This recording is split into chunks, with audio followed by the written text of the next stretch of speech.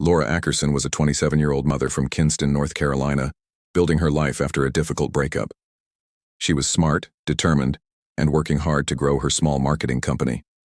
Though she shared custody of her two young sons with her ex-boyfriend, Grant Hayes, their relationship was far from friendly. Grant Hayes was a musician living in Raleigh with his new wife, Amanda. From the outside, they appeared to be a couple moving forward in life, but underneath there was tension. Hayes and Laura were involved in a heated custody battle that had grown bitter over time. Hayes accused Laura of being unstable. Laura claimed Hayes was manipulative and controlling. Court dates and custody exchanges were often filled with conflict.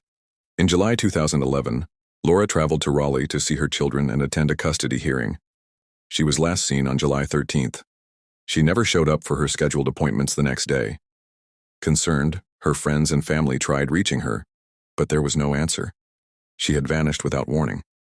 Police launched a search and quickly focused on Grant Hayes. His story was that Laura had visited the home, played with the kids, and left peacefully.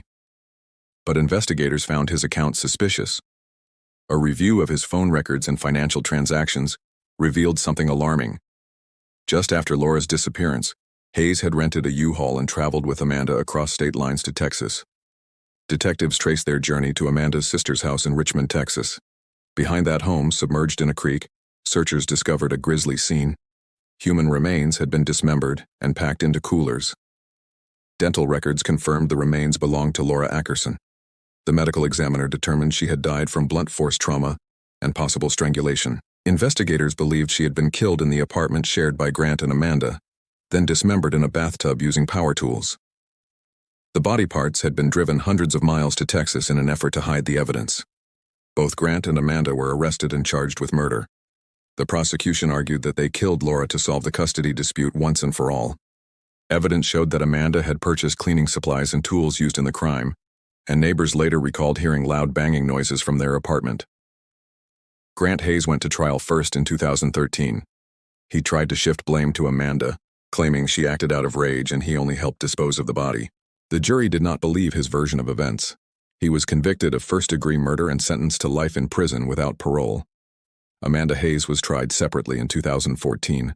She also claimed that she had no part in the murder itself and only helped after the fact. The jury found her guilty of second-degree murder. She was sentenced to 13 to 16 years in prison for her role in the killing and disposal of the body.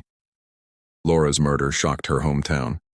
Her family said she was trying to do the right thing by staying involved in her children's lives. Instead, she walked into a trap set by the people she once trusted. Her two sons were placed in the custody of her relatives who vowed to raise them in her memory.